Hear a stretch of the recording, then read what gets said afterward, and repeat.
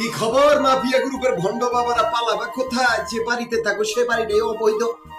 কথা আছে না, যেখানে সাহেব বারাম খানা শুনলেও পান চমকে উঠে। চমকে তো যাইব ওই অবৈধ বাড়ির ঘরের ভিতরে কুত্তার বাচ্চাগুলা নিজেদের সন্ত্রাসের আস্তানা বানাইছে। সেই কীর্তিকর্মা কুত্তার বাচ্চা ঘর কুবিক্ষে সুফল পেয়েছে। কুবিক্ষ তো সুফল পাইবই, কুবিক্ষের পরিশ্রমের ফল।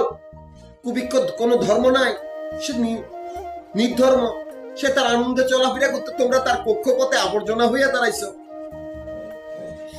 একটি কোম্পানির বাড়িঘর গুলার ভিতরে মাফিয়া গ্রুপের ভণ্ড বাবা কুতগুলি আস্তানা। সে মাফিয়া গ্রুপের ভণ্ড বাবাগুলো হয় ডাকাত দল, নয় অজ্ঞান পার্টি, নয় হাইজাকার, নয় নিকৃষ্ট ধর্ম ব্যবসায়ী ভণ্ড বাবার দল, যারা বহুরূপী শয়তানের দল।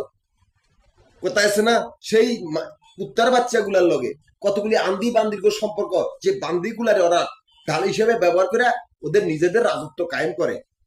আমরাই সেই কোম্পানির দায়িত্বরত ছিলাম আমানতের। এমনকি সেই কোম্পানির পুরনো সমস্ত বাড়িঘর গুলো লক দিয়ে রিপিট আবার বাড়িঘর করেছি নিজেদের পরিশ্রমের ফলে। রিপিট প্রত্যেকটা পুরনো বাড়ির লোকে রিপিট বাড়ি আমাদের পরিশ্রমের ফল, নিজেদের পরিশ্রমের টাকা দিয়ে করছি।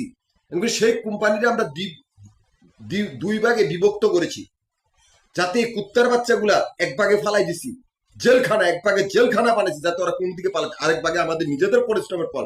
এমনকি সেই কোম্পানির আমানত দিয়েছে একটা গোষ্ঠীর অল উপজাতি ডিফেন্স, অল উপজাতি ডিফেন্স আমানতে চলতেছে। আমানতের নাম জাহিদুল ইসলাম। সামান্য তিনটি চোর সারা পৃথিবীর রাজা বাদশা বা রাজনৈতিক দলদের বস। এমনকি ৩০০ চোরের প্রথম চোর বোটবাজারের আশিক আসমানের ব্যাংকের ১২ নম্বর কয়েদি।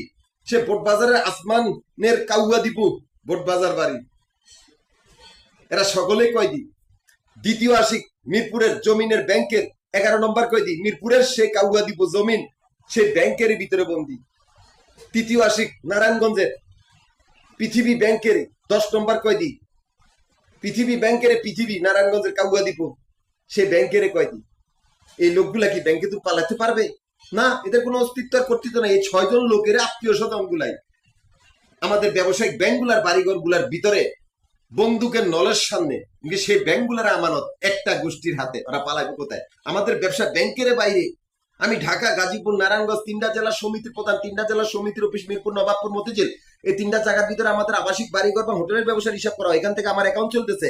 অথচ সেই ৬ জন লোকের আত্মীয় স্বজন গুলো আমাদের এই ক্যাশ কাউন্টার গুলোর সামনে আস্তানা গেড়েছে, আমাদের সমিতির সদস্য গুলার কোন করে আমাদের এই কাগজপত্র গুলা চুরি করে এমন একটা পরিস্থিতি করছে যাতে আমরা না যাই।